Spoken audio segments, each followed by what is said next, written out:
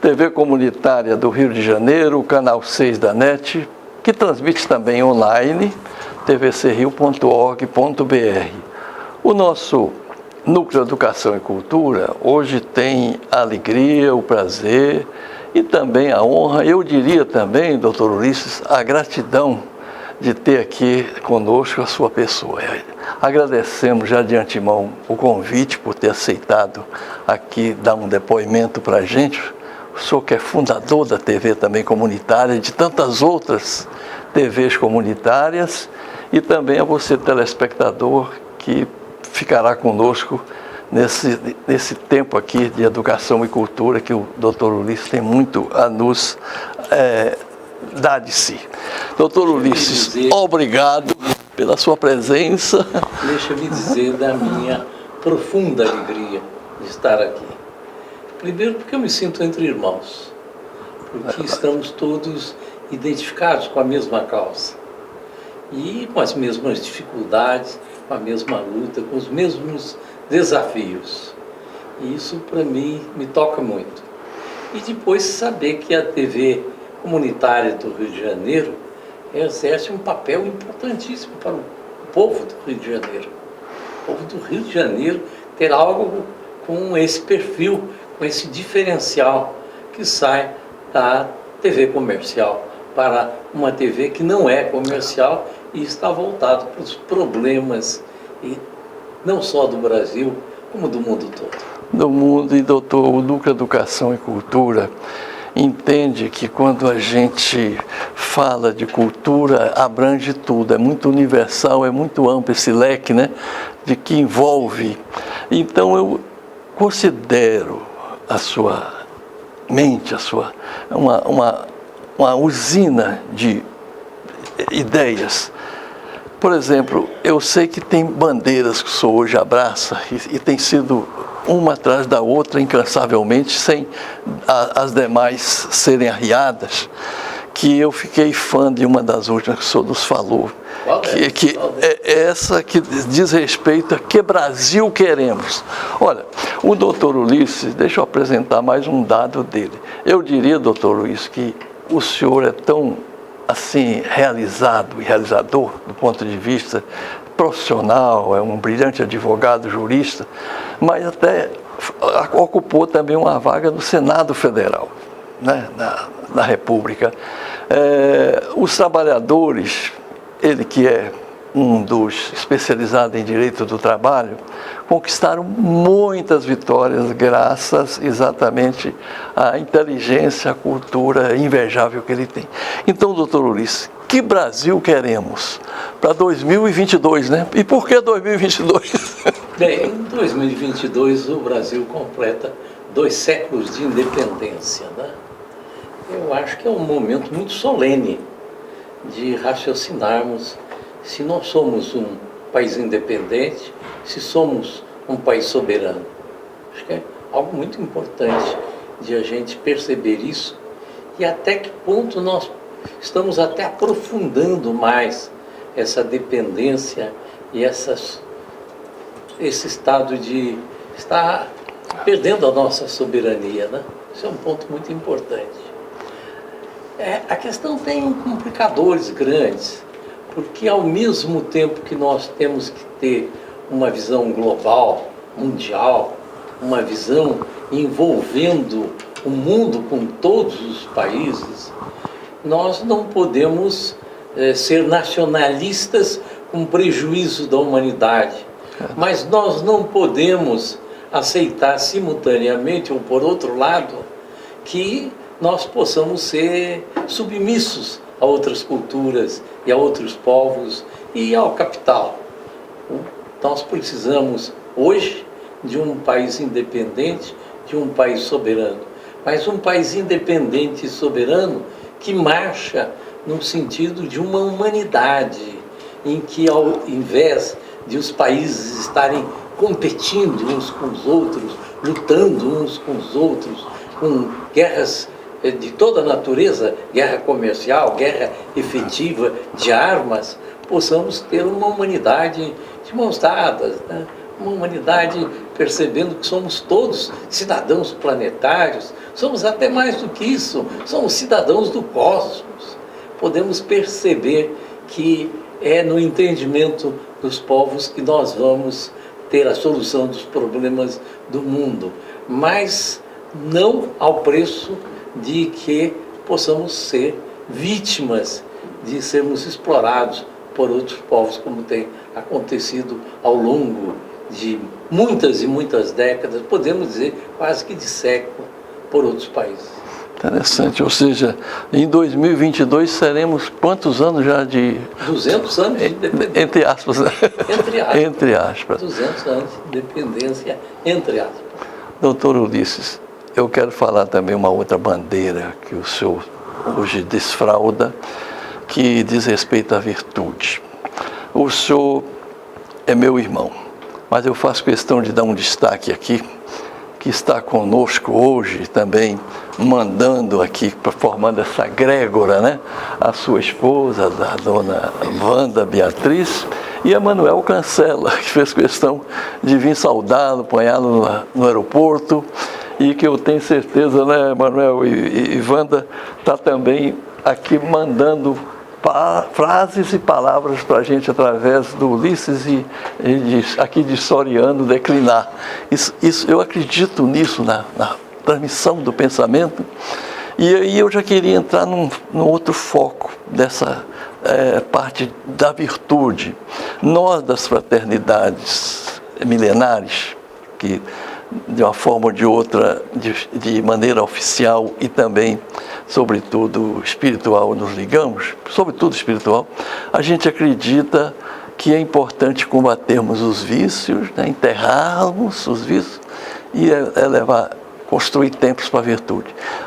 Esse tema, teologia pedagogia das virtudes. Fala um pouquinho desse tema, que é um livro que o senhor publicou, né? Eu vou entrar no tema, mas deixa eu dizer duas palavras mais sobre o anterior que nós conversávamos, sobre o Brasil que queremos. E esse movimento que nós lançamos, e que é um movimento que tem muitas entidades participando, ele estuda vários temas sobre política, sobre economia, sobre saúde, sobre meio ambiente, sobre ocupação do espaço, sobre todos os temas de interesse da sociedade. Só que é um estudo muito interessante, porque não é feito para defender uma posição contra outra posição.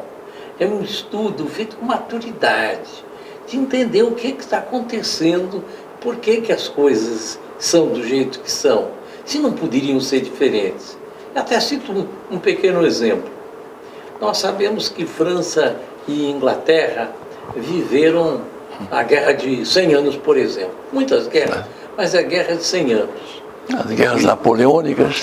Inclusive com a morte da Joana d'Arc, queimada viva, e etc.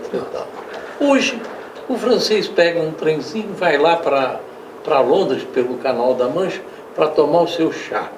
E o inglês pega o mesmo veículo e volta para Paris para comer um croissant. Eles não podiam ter compreendido isso há séculos atrás, ao invés de ficar matando pessoas?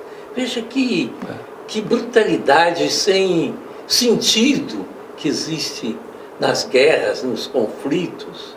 Então, no projeto e no trabalho, no movimento O Brasil que Queremos, que inclui o mundo que queremos, são vários aspectos que são estudados por nós, especialmente numa parceria com a Universidade de Brasília, e hoje envolvendo a Andifes e a Bruen, que congregam as universidades públicas, federais, estaduais e municipais do Brasil, estudando de uma forma tranquila, séria, sem partidarismos, mas com boa vontade, com humanismo, com espiritualidade, o mundo que queremos, de maneira que nós consideramos muito importante que a sociedade toda possa perceber que nós podemos, através da inteligência associado ao amor, à sensibilidade, à lógica de um bom viver, nós possamos fazer um mundo melhor. E dentro disso entra o outro movimento, que um se inclui dentro do outro, o movimento Pedagogia das Virtudes. Por que entra um dentro do outro? Porque é absolutamente lógico, todos que estão nos ouvindo, se pararem para pensar um instante, vão ver que é lógico. Se uma sociedade humana, se a sociedade humana for uma sociedade de pessoas fraternas, solidárias, amigas, que mundo teremos? Um mundo maravilhoso. E então por que o mundo não é maravilhoso? Porque temos uma sociedade individualista, gananciosa, insensível. O que está faltando então? Estão faltando virtudes. Uma sociedade humana com virtudes será uma sociedade humana maravilhosa. E é por isso que então nós lançamos esse movimento, hoje conta com várias centenas de entidades que estão junto conosco nesse trabalho de pesquisar, de estudar, de analisar como que nós podemos fazer essa transformação. Porque a gente estuda agricultura, estuda psicologia, estuda isso, estuda pedagogia, mas a gente muitas vezes esquece que a pedagogia tem que ter um sentido mais profundo do que o ensinar o conhecimento usual. Porque nós temos que ensinar são valores. Sem valores, a sociedade está destruída.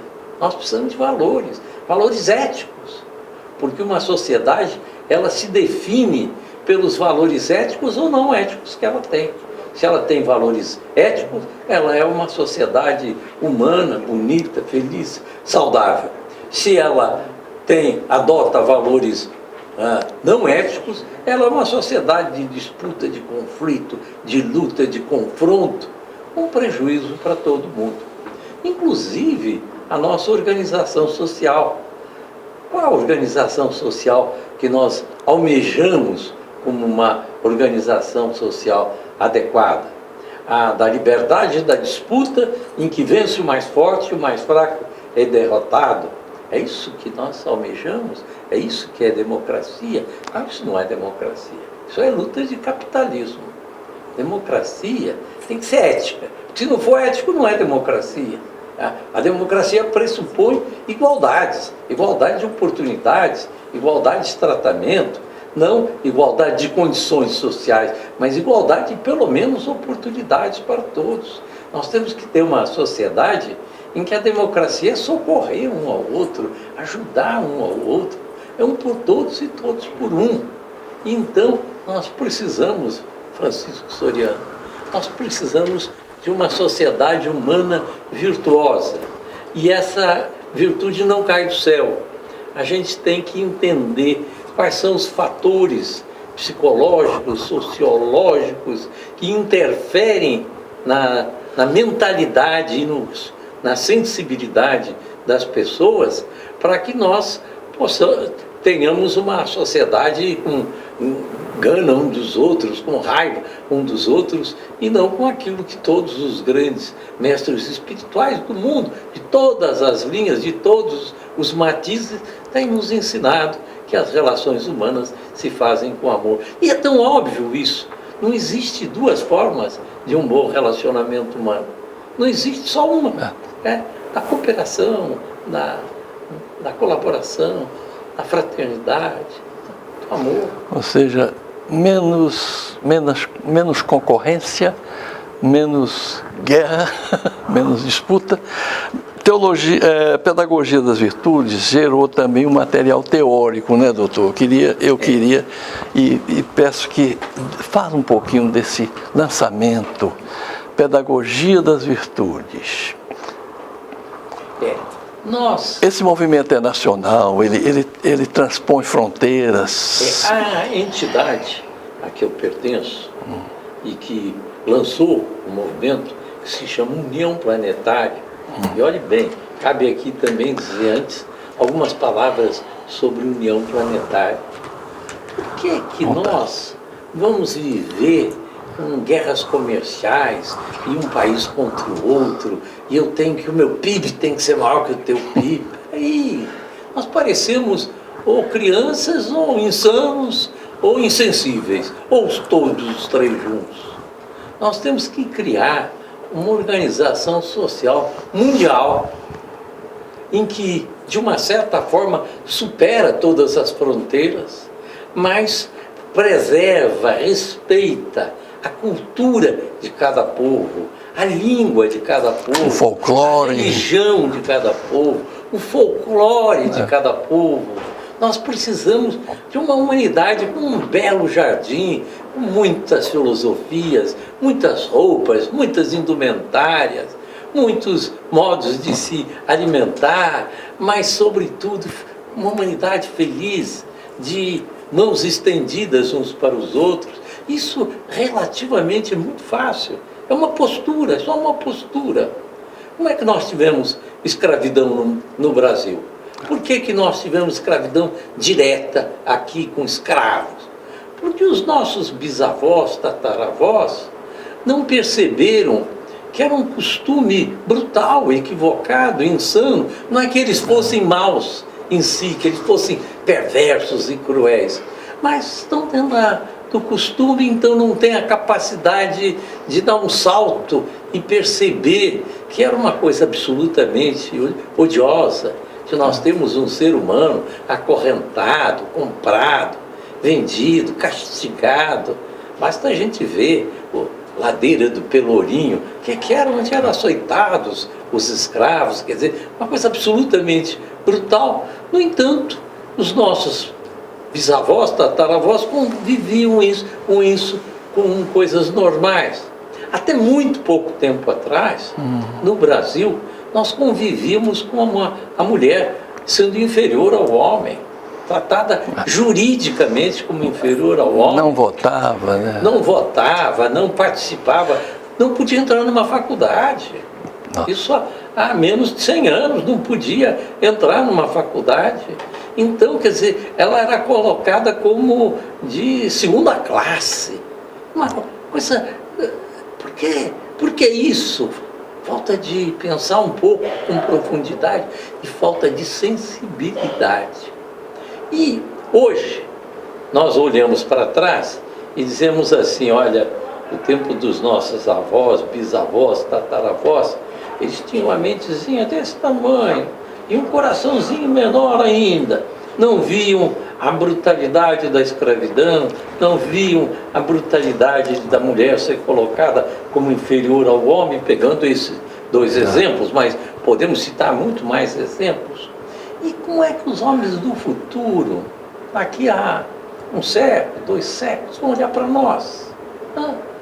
Será que eles vão dizer assim, olha, aquele povinho que viveu aqui no planeta Terra conseguiu romper a camada de ozônio, conseguiu destruir as florestas, conseguiu poluir os rios, conseguiu poluir os aquíferos, conseguiu poluir o oceano. O oceano, olha que coisa. E sabe quem são esses homens? Somos nós. Fizeram guerras intermináveis.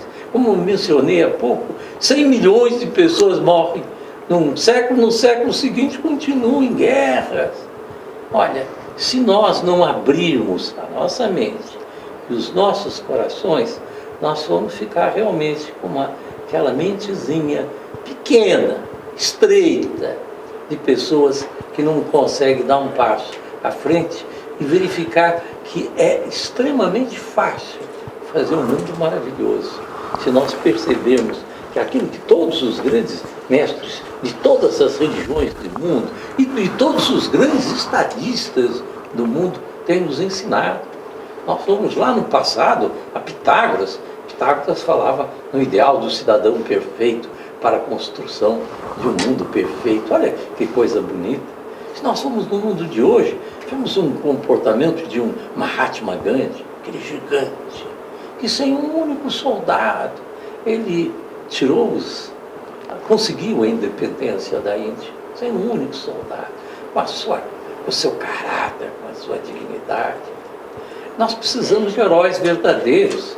Os heróis que nós temos são heróis que mataram muitas pessoas, e por isso são heróis. Nós precisamos de heróis do amor, heróis da compaixão, heróis daqueles que dão a sua vida pela causa e pelo bem comum. E aí nós temos que inverter a mentalidade do mundo. Porque o que está presente no mundo? O que é sucesso? Sucesso é ficar rico, sucesso é ter dinheiro, sucesso é ter propriedades, sucesso é ter muito dinheiro no banco, sucesso é ser famoso, sucesso é viver uma vida de prazeres. Mas isso não é sucesso, isso é limitação da nossa grandiosidade de espírito. Nós, como seres de uma criação extraordinariamente bela e que podemos fazer uma vida maravilhosamente bela, não só pessoal, mas com toda a humanidade, nos limitamos com equívoco de sucesso. Sucesso é autodomínio, sucesso é responder à acusação com um sorriso, com amor, com dignidade, com grandiosidade. Precisa mudar os valores do mundo. E aí, o Pedagogia das Virtudes trabalha nisso. Não basta conhecer o que é a virtude de ser honrado, a virtude de ser verdadeiro. É preciso muito mais do que isso. É preciso saber como que nós podemos levar para a sociedade humana esse comportamento virtuoso, essa atuação virtuosa dentro da sociedade. E aí é um assunto que merece profundo estudo, profundo estudo. A pedagogia, a sociologia estuda, mas ainda nos primeiros degraus, porque é preciso aprofundar muito mais, porque entram nos valores éticos da humanidade. E por que os valores éticos? Porque a gente sempre pensa que somos seres isolados uns dos outros e que devemos competir uns com os outros. Nós não somos seres isolados uns dos outros. Nós todos pertencemos a uma mesma manifestação cósmica que a ciência quântica hoje mostra que está tudo interrelacionado. E que quando uma pessoa fere outra, não fere apenas outra, fere a humanidade inteira como fere a si própria. Então nós precisamos mergulhar nisso, perceber que nós precisamos de um mundo virtuoso.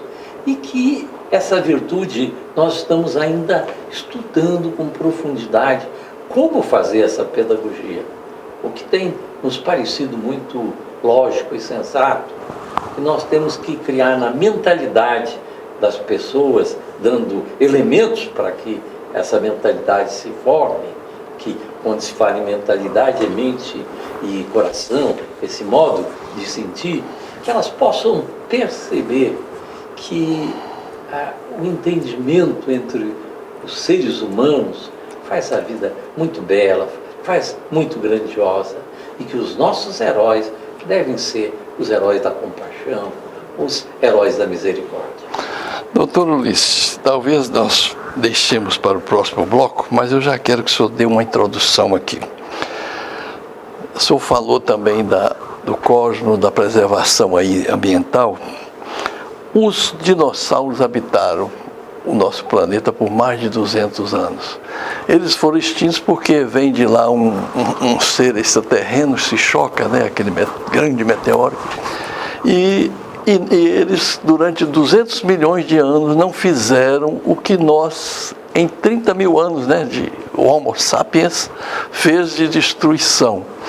Então, eu acho que daí esse tema tão importante, que é o objeto de um livro da sua autoria, etiologia espiritual, que tem tudo a ver também com a pedagogia da virtude.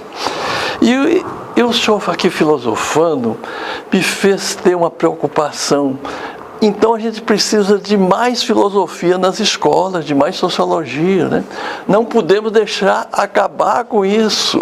É um pecado. Se é que a palavra pecado pode ser usada, é porque a palavra pecado tem muitos sentidos, né? É uma lástima que possam suprimir os estudos que estão na área humanista, sobretudo de filosofia, de sociologia, esse campo humanista que é tudo que a humanidade precisa. A humanidade, cientificamente, ela evoluiu de uma forma gigantesca.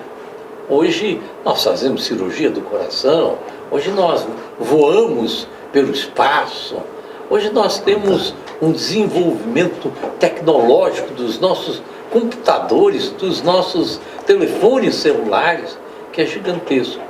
Mas esse mesmo mundo que nós vivemos com essa técnica, tem pessoas na rua passando fome, tem pessoas honradas, mas desempregadas, sem ter para onde correr, com uma organização social que não cuida dos mais necessitados e dos mais miseráveis, que está a serviço dos interesses econômicos maiores e que atuam dentro de um campo de lucro, de lucro, de lucro. Nós precisamos de uma humanização. O capitalismo precisa se humanizar. Quando ele for um capitalismo selvagem, ele será muito triste e fará esse mundo perverso. Então, nós necessitamos, de uma forma muito verdadeira, muito profunda, estudar essas coisas e, sobretudo, com uma transformação pessoal. Cada um de nós tem que se esforçar, já que somos seres imperfeitos, mas se esforçar para ser um exemplo de dignidade, de honradez, de virtudes para o mundo. Maravilha. Doutor Luiz, nós vamos a um pequeno intervalo, mas eu quero também saudar aqui que está conosco o trabalhador que está nos operando as câmeras, ele que vai editar também, o irmão Max Figueiredo, a quem agradecemos também. Então, voltamos a seguir, fique conosco, telespectadora e telespectador amigo.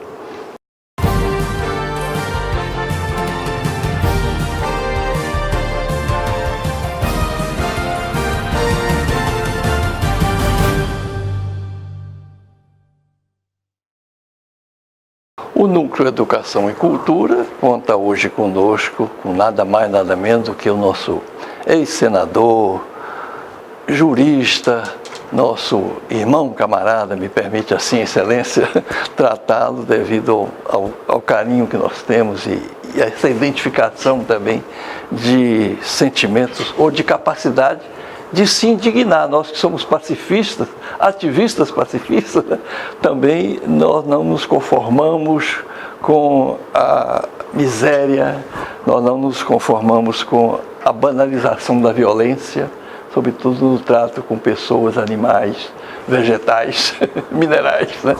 Então, doutor Ulisses, eu fiquei com um pensamento que eu queria também acrescentar quando o senhor falou do cosmos, da parte universal, e também de a gente não perder, enquanto nós pensamos cidadãos do mundo, na parte do nosso folclore, que o senhor defendeu, nossa própria cultura. Então, eu diria, como Barbosa Lima Sobrinho, que não há contradição entre nacionalismo e internacionalismo, porque o nosso nacionalismo pode ser internacionalista, e o nosso internacionalismo pode ser, enquanto a gente precisa se identificar, quem sou eu? Eu sou o doutor Luiz Guimarães, o que não se conforma com as injustiças, né?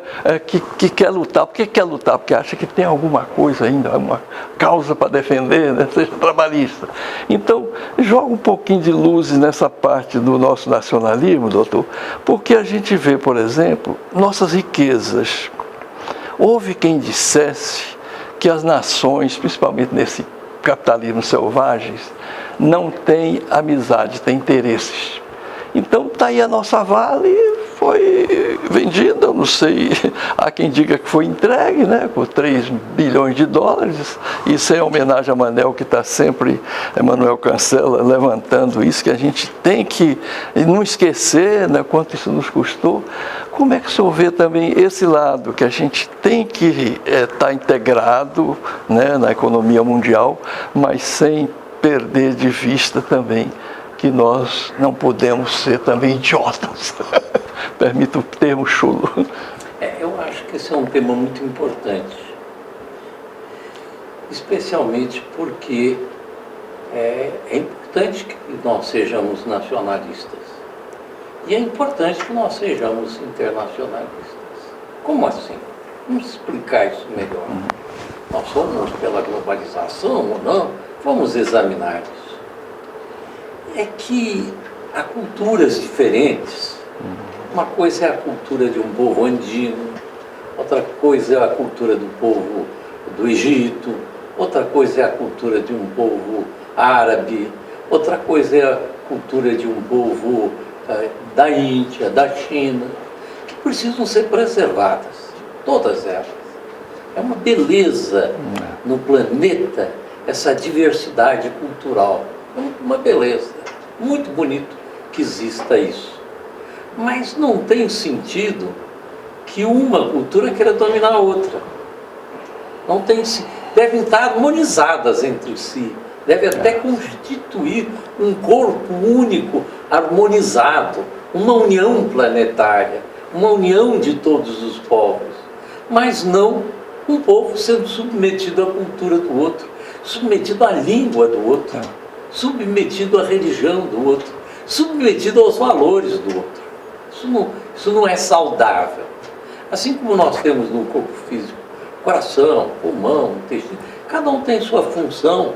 É importante que tenham funções específicas, mas é importante que estejam integrados todos eles dentro de algo maior, que é o nosso veículo humano. Isso serve para uma visão até mais ampla da vida. A vida deve ser vivida, respeitadas as naturezas, as culturas, mas com uma unidade de propósito, com uma unidade do bem viver de todos. Então, eu me considero profundamente pela globalização, de um sentido bastante amplo, já que eu presido uma entidade que se chama União Planetária, que imagina... eu quero pedir licença para que o senhor apresente o Jornal da União Planetária para nós. Então, eu pertenço a uma entidade que ela trabalha com a ideia de uma união dos povos, e não uma submissão de um povo a outro povo. Esse aqui é um dos nossos jornais, é o nosso jornal, é um dos exemplares do nosso jornal, que é um jornal voltado para as coisas de maior importância da sociedade. Esse número aqui na capa está em defesa da universidade pública, porque com essa onda de privatizações, que é um assunto que precisa ser examinado, essa onda de privatizações, se fala na privatização das universidades, isso é quebrar com a liberdade total que deve haver por parte dos professores no estudo das matérias, porque na medida que um professor de uma escola particular ele pode ser demitido dentro das regras jurídicas atuais, porque falou alguma coisa e que a direção não gostou, ele fica com dificuldade de aprofundar o conhecimento. Por exemplo, citando um exemplo mais gritante, existem universidades há muitos séculos. A Universidade de Salamanca tem 800 anos. Na época em que ela foi constituída, discutiram se a Terra era plana ou era redonda, se existiam abóbodas de cristal com luminárias para embelezar pelo ser humano. E tivemos pensadores que foram lá e disseram, não existe isso, existe o universo. E que tiveram que enfrentar toda a perseguição, porque, segundo o pensamento dominante, a Terra era o centro do universo. E uma das figuras que merece destaque é Giordano Bruno, que disse, nem a Terra é o centro do universo, nem o Sol. O universo não tem centro, olha que grandiosidade. Mas para dizer uma coisa dessa, é preciso ter liberdade na cátedra, é preciso ter liberdade de estudo. E o que aconteceu com Giordano Bruno? Foi queimado vivo no dia 17 de fevereiro de 1600 no Campo das Flores, porque ele, diferentemente de Galileu, que 33 anos depois se renegou para sobreviver, assim mesmo uma prisão perpétua domiciliar, ele se negou a Ele enfrentou aquela mentalidade estreita e, ao enfrentar isso, o que aconteceu? Foi queimado vivo e amordaçado, inclusive, para não dizer nada para aqueles que estavam ali na praça. Hoje, quem vai a Roma, na Praça del Fiore, que é a Praça das Flores, há lá uma belíssima estátua que foi feita em homenagem a Giordano Bruno.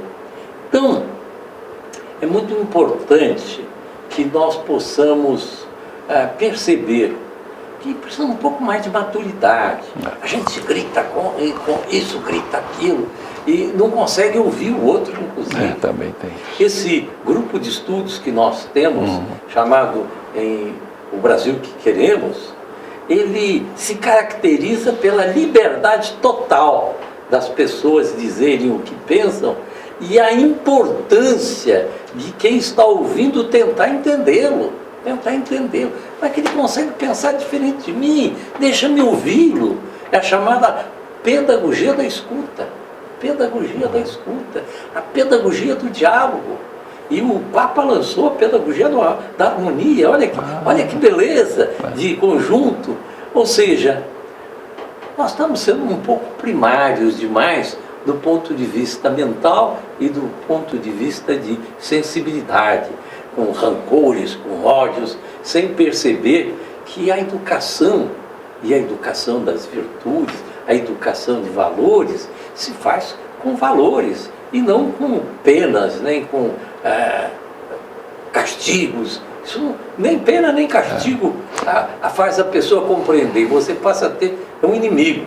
Você tem que conseguir mostrar o quanto é possível uma saída para aquela situação, que seja uma saída de luz, de entendimento, de compreensão entre todos.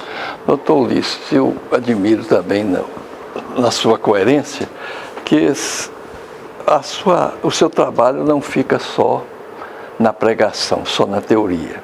Eu sei que você tem um projeto, né, rural, né, agrônomos, de pessoas que também trabalham nesse projeto, que é um pouco de economia solidária, né, em Goiás, não é isso? Fala um pouquinho desse projeto, Ulisses. Na verdade, a vida é um banquete, né? Que a gente não tem tempo para provar todos os pratos. Ela nos oferece oportunidade de 1000 coisas para fazermos. Algumas pessoas, não tenho nada para fazer. Eu nem consigo entender muito, porque tem tanta coisa que a gente pode fazer.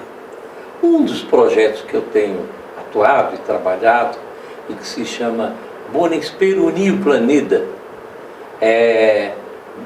o nome esperanto é a boa esperança de uma união planetária. É esse centro, e que já vem há 60 anos em Alto Paraíso de Goiás, especialmente pelo trabalho dinâmico de uma alemã, Úrsula, e seu marido, Giuseppe, os dois gratapalha, que ele italiano e ela alemã. Eu estou na presidência da entidade, mas eles é que são as pessoas mais diretamente ligadas a esse trabalho. Durante décadas, eles se dedicaram a atender, de dar conhecimento, de dar valores a crianças em estado de risco. Esse foi o trabalho que nós fizemos durante todo esse período. Eu antes era diretor-geral e hoje presidente. E eu tenho acompanhado esse trabalho ao longo dos anos. Ali nós temos menino que chegou ali com 5, 6 anos de idade, completamente abandonado, sem nada, e hoje deputado estadual. Temos outros que são professores de pedagogia, professores de outras coisas, comerciantes, porque foram acolhidos. E quantos estão lá permanentemente? Quantos tem lá permanentemente? Hoje a coisa mudou um pouco o quadro, porque sempre nós tivemos uma média assim de 80, 90, 100 crianças ao mesmo tempo. Mas isso foi modificando, porque hoje ou surgiu uma necessidade menor, porque a cidade se desenvolveu. Antes a cidade era muito pobre, se desenvolveu, passou a ter escola, passou a ter crédito, passou a ter isso, passou a ter aquilo. Então nós estamos mudando o perfil dessa sede para ser uma sede de um trabalho dentro do espírito da União Planetária, de mudar valores, mudar mentalidades, mudar sensibilidade e, sobretudo, também de atuar no campo da desintoxicação física, emocional, mental e espiritual. Nós temos, inclusive, agora, ainda no final desse mês, um encontro que é exatamente nesse sentido, como permanentemente está marcado, trabalho nesse sentido. Porque, fisicamente, nós, como regra, somos doentes porque andamos em desarmonia com as leis da vida. Nós entramos em desarmonia com as leis da vida, ficamos doentes. Eu estou convencido de que todos nós nascemos para morrer velhinhos saudáveis. Todos nós, todos, sem exceção. Mas como? Bebemos e queremos ter o organismo bem. Fumamos e queremos ter o organismo bem. Comemos comidas inadequadas, cheias de tóxicos, cheias de coisas, de graxas e de hormônios e de não sei mais o que. E esperamos ter uma vida bem. Eu acho que é importante uma vida saudável, uma alimentação de preferência vegana, orgânica, cozimento feito com água sem cloro, panelas sem alumínio, coisas que permitam que o organismo fique bem e saudável. Mas não basta isso, temos que cuidar das nossas emoções. Quando uma pessoa fica com raiva de outro, com ódio de outro, com mágoa de outro, ele pensa que ele fere o outro, fere porque ele manda uma energia ruim. Mas ele fere primeiro si próprio. Quando uma pessoa odeia a outra, ele dorme com a pessoa odiada, porque ele fica com ela na cabeça com aquele ódio e vai para a cama com ela. Tão agarrado que está naquilo. Cada um de nós, se não tivermos o coração limpo de emoções, vivemos com o coração sujo. Nós temos que cuidar disso. Há aspectos fundamentais para a saúde humana nisso. E o nosso pensamento, que é a raiz de tudo. Nós precisamos ter a mente nossa iluminada pelo altruísmo, pela espiritualidade, pela boa vontade, pelo amor, pelo serviço. E perceber num plano espiritual que sejam católicos, budistas, o que sejam, todos somos irmãos, somos todos filhos de Deus, somos todos seres humanos, somos uma grande família humana. Então há um trabalho que é feito agora em Bom Espero, no New Planeta, que está direcionado para a desintoxicação, uma vez que nos intoxicamos, porque o certo será que a gente nem se intoxique, não tenha que fazer desintoxicação, porque não está intoxicado, certo? E que possa ter uma vida. Mas nós vemos, por exemplo, vamos falar a questão da bebida.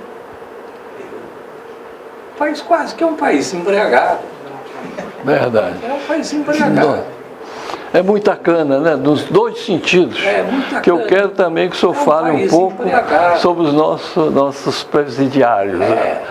Nós vemos que quando fazem blitz para pegar as pessoas, são centenas. E, primeiro, irresponsabilidade para com o outro. Irresponsabilidade para com o outro. Estatisticamente, pelo trânsito, grande número dos acidentes, me disseram que seria de 70%, alguém não estava muito bem, tinha tomado alguma coisa antes do acidente e que perde um pouco o seu controle. Então, nós vivemos uma vida de buscar prazer, mas esse prazer tem que ser saudável, o prazer é muito bom. Todos nós devemos buscar prazeres saudáveis. prazeres saudáveis de um banho de cachoeira, de um banho de mar, de uma boa leitura, de uma boa música, de uma boa conversa, de um bom papo, de um bom relacionamento. A vida é bela, ela é extremamente bela, mas nós ficamos martirizados com pequenos problemas sem perceber que nós estamos pondo em risco o planeta. O planeta está em risco. Ecologicamente, essa questão, por exemplo, do aquecimento global, isso pode ser um desastre tão grande, tem cheiro, tem características de ser um desastre tão grande para a humanidade, a ponto de talvez extinguir a humanidade. E nós continuamos gozando, etc. e tal. E aí pagamos o preço da nossa irresponsabilidade. Existe uma lei de vida, que é a lei de causa e efeito. Nós colhemos o que sememos. Mas, doutor Ulisses, eu quero também beber um pouco na sua fonte com relação à comunicação. Eu sei que o senhor dá tanto valor a isso, sobretudo à comunicação popular, independente, que o senhor também criou o seu estúdio, ou vários estúdios. Eu conheci lá a sua central de produção, que não é comercial, é uma produção voltada exatamente para distribuir, né, essas virtudes que o senhor citou aqui, gerar massa crítica, né, formar um nível de consciência mais elevada, no sentido de que a pessoa possa respirar carinho, afeto e também você, através das comunicações, distribuir esse afeto. Qual foi essa contribuição que o senhor tem notado por parte? Que nós temos os sindicatos, temos as associações, mas me parece, o senhor estava me teorizando junto com a doutora Wanda Beatriz, que a gente não pode ser panfletários. Essa comunicação tem que ser feita já com o amor, já faz com que ela chegue mais e convença mais. Eu achei tão bonito. Fala um pouquinho desse seu discurso belíssimo, esse sermão da montanha. A questão da comunicação tem uma importância transcendental. Transcendental a questão da comunicação. Nós nos guiamos muito pelas informações que temos, pelo que vemos, pelo que recebemos. Eu ligo a televisão, está lá um personagem com uma metralhadora matando uma porção de pessoas. Aí eu resolvo parar um pouco para olhar o que é aquilo. Aí eu vejo que é um filme e que aquele que está com a metralhadora é o mocinho do filme. Ele não é o bandido, ele é o mocinho, matando indiscriminadamente. Como é que isso bate na mente, principalmente das crianças, mas na mente de todos nós? Como mata? Na banalização da vida. Essa coisa ser normal, você matar. Olha, uma mentalidade dessa, você quer o que depois? Quer um mundo de harmonia, de paz, de fraternidade? Você cria um mundo em que muitos são abandonados, não têm oportunidade de escola, são analfabetos, estão índice na faixa da miséria. Veja se o Brasil, o IBGE, diz que 55 milhões de brasileiros estão no nível de pobreza. Ora, um país rico como nós, que 55 milhões das pessoas estão no nível da pobreza, alguma coisa está errada. O mundo todo, olha, não é só o Brasil, hoje isso está muito claro no mundo todo. A riqueza está na mão de meia dúzia de famílias, seja na Inglaterra, seja nos Estados Unidos, seja na França, seja na Rússia, seja no Brasil, sempre isso. Interessante observar que antigamente nós tínhamos as aristocracias. O que era a aristocracia? Eram a família dos guerreiros que tomaram conta de tudo, das terras, passaram a ser os proprietários e que tinham servos para lhes servir, né? Contra essas aristocracias que criavam as monarquias, etc. e tal, foram feitas revoluções. Revolução quer dizer coisa do povo, é em latim, res, rei, e pública, coisa do povo. Então, para, ao invés de termos uma aristocracia, ter um governo que é do povo. Mas aí vieram com a ideia do voto, da democracia, só que inverteram. Ao invés de termos uma verdadeira democracia ética, não, já voltou a ser a competição do mais forte com o mais fraco. O mais forte sempre ganha do mais fraco, é óbvio, materialmente Claro. não tem outra saída. E aí então hoje nós chamamos de elites econômicas. Qual a diferença de uma aristocracia para uma elite econômica? Nós voltamos à situação de antes. O que está faltando? Humanidade. O que falta é amor. Eu falo em amor, as pessoas dizem, vai ser meio etérico. Etérico não. É o que nós temos que compreender, que sem solidariedade humana, sem princípios, sem ética, o mundo só pode ser o resultado disso. O mundo, para ser um mundo decente, digno, ele tem que ser de companheirismo, de camaradagem, de amor, de fraternidade, de solidariedade. É isso que o mundo precisa perceber. Maravilha. Doutor Ulisses, nós tínhamos sempre aqui na nossa grade conteúdos maravilhosos e a gente, se Deus quiser, vai voltar a ter novamente a satisfação de voltar na nossa grade conteúdos que falam dessa filosofia ou dessa prática humanística e fraterna que representa os ideais da União Planetária.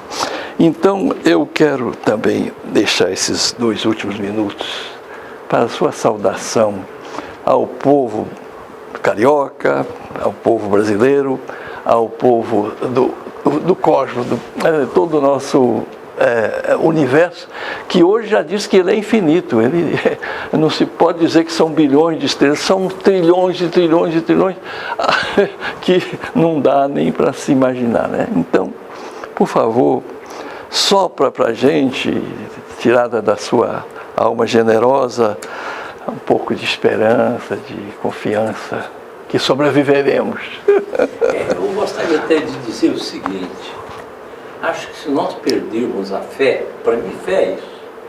Fé é a confiança de que nós vamos conseguir ter uma organização do mundo de paz, de amor, de fraternidade, de solidariedade. E se nós perdermos essa fé, estamos perdidos. Se nós acharmos que acabou, aí nada será possível fazer. Uma coisa que eu aprendi muito forte com a minha mãe foi o poder do pensamento positivo.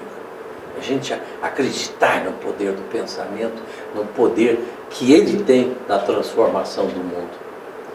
Então, esse ponto é um ponto essencial, mas é preciso mais do que isso.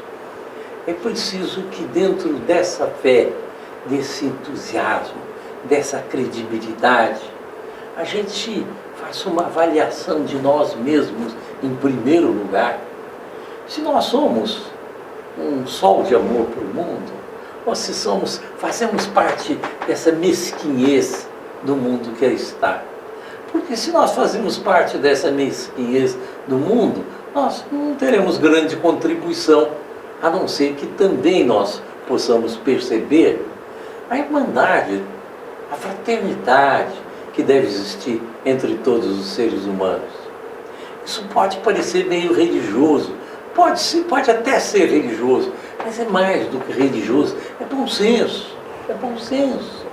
Uma família, você tem uma casa, pai, mãe, filho, o pai enche o filho de brinquedos, mas não lhe dá amor, não lhe dá atenção, não lhe ouve, não lhe dá carinho. Pode ter uma casa, não tem um lar, e não tem um filho que vai ser criado bem. Na verdade, as relações humanas têm que ser relações afetuosas. E o Brasil, nesse sentido, ele é um exemplo para o mundo. O brasileiro, por natureza, ele é afetuoso.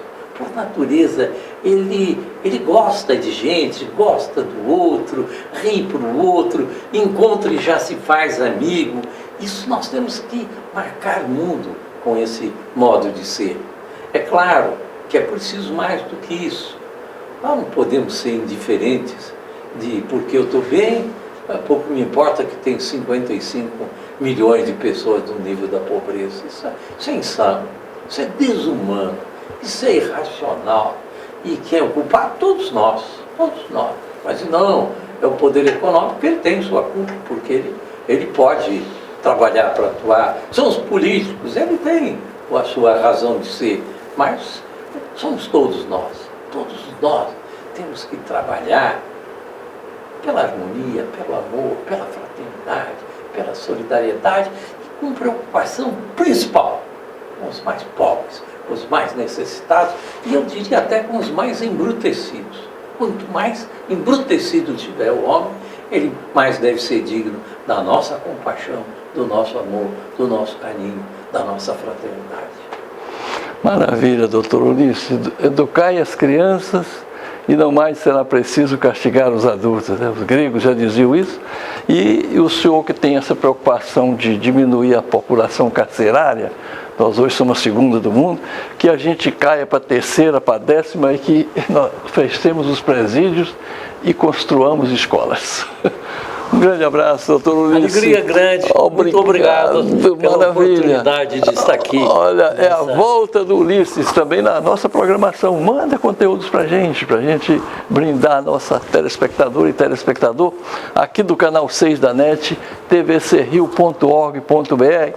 Obrigado a você que nos assistiu a essa brilhante fala aqui, esse discurso do Sermão da Montanha, ele que vem lá da planície de Brasília, né, no Planalto, nos brindou. Muito obrigado. Obrigado.